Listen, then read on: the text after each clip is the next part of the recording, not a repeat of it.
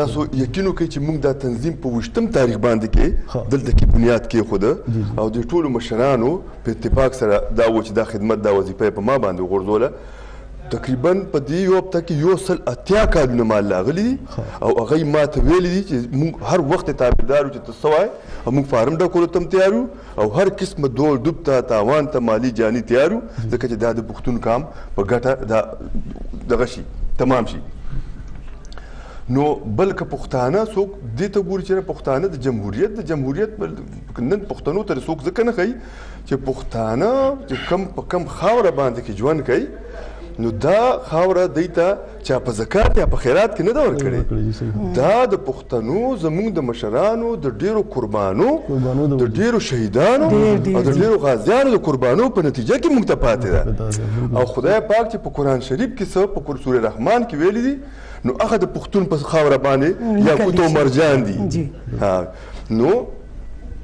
بیا چې دې وطن ته کم خلک راغلی دی که په مهاجر راغلي دي یا مثال په طور باندې د ګاوان ملکونه چې کم خلک راغلي دي تاریخي طور یا هغه د چنګیزي سره راغلي دي یا د تیمور لنګ سره راغلي دي یا هغه د روس د انقلاب نه راتښتېدلي خلک دي د اتیا کاله مخکې. نو هغه خلکو له پښتنو سټیټس ورکړی دغه وطن او بیا پښتنو چې څوک د دنیا زورور قانونو ځان ته ډیمارکیشن کو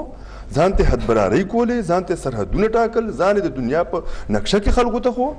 نو پښتون د ټول دنیا د هغه قانونو په شمار کې راځي چې هغه زورور وو.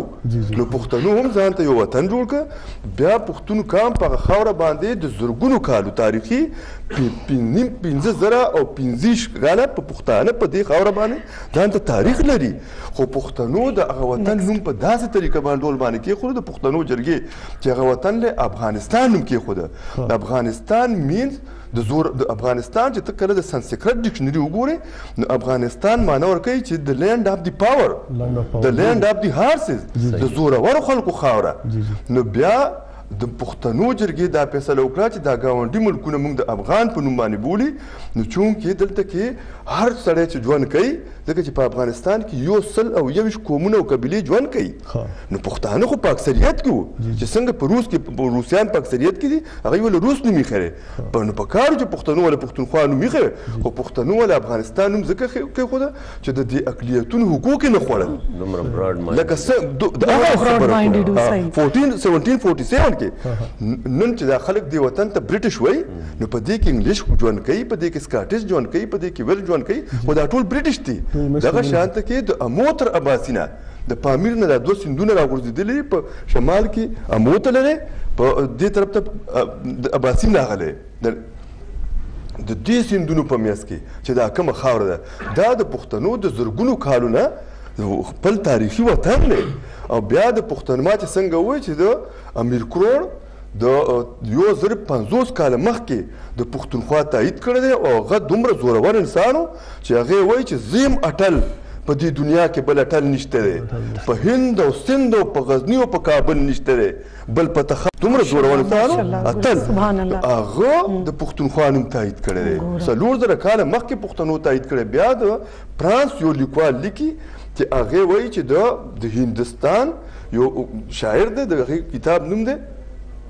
بحری تساری ته هغې کې هغې د پښتونخوا نوم ورکوي او د فرانس دا دغه وایي چې دا افغان پښتون دا د دې وطن د تاریخي خلک دی. ستاسو مقصد دا دی چې دا نوم چې دی دا نن نه دی کېښودلی شوی چې لکه زه به وایم چې دا خوا کې د دې مقصد چې دا یو هسټري ده زموږ چلیږي لیکن سټل د سیاست او د خلکو خپل حلوی مانډې چکر کې دا نوم ډیلی کېږي او دا نه پښتونخوا سیټ کېږي چې دا د خوشحال خان خټک جلي صاحب تاسو څنګه خیال دی به دا نوم به چینج شي او که نه دا اوس چې کوم دی که نه نو دا خو په کار دی چینج شي ځکه چې دا د پښتنو حق دی. اوس داسې خو نشي کېدی یو انسان دی او یو ځای دی د هغې به نوم ني که نه NWFP څه شی دی هغه خو سرحد دی نو دا زموږ حق دی او زه وایم چې پښتونستان وله نوم زما خپل ذاتي خیال دا دی چې پښتونستان وله کېدي ځکه چې احمدشاه بابا دا پښتونخوا نوم چې دی ټول افغانستان دپاره استعمال کړی دی لکه د دې مخکې پښتونخوا نومو نو دا چونکې صوبه ده او دغه دی نو پښتونستان چې ویل کېږي نو ما خیال دی دا به صحیح وي او دا به کېږي که خیر وي دې پسې اوس موږ راپاڅېدلي یو او موږ به یې کوو که خیر وي زه به اوس وقار نه تپوس کوم چې وقار چې دی دا چې تاسو له د میوزیک دا شوق وشو د دې څنګه د دې بهایند څه دا تاسو شوق سره کوئ یا دا څنګه وړوکوالي شوق دی ما د ایډورډز کالج ګریجویشن کړی دی ښه جي ماشاءالله ښه ښه ښه او بس هلته هم چې دی نو زمونږ یو خدای دې ژبنی لري ضیاء القمر صاحب ښه زمونږ مشر او زمونږ لیکچرر انګلیش اوس به جی بس زمونږ د بریک ټایم راغلی ولې بریک ډېر ضروري دی ما لغونه دمه شو چې دمه شو لګو چای وای اوس کو پلیز چرته ځای ما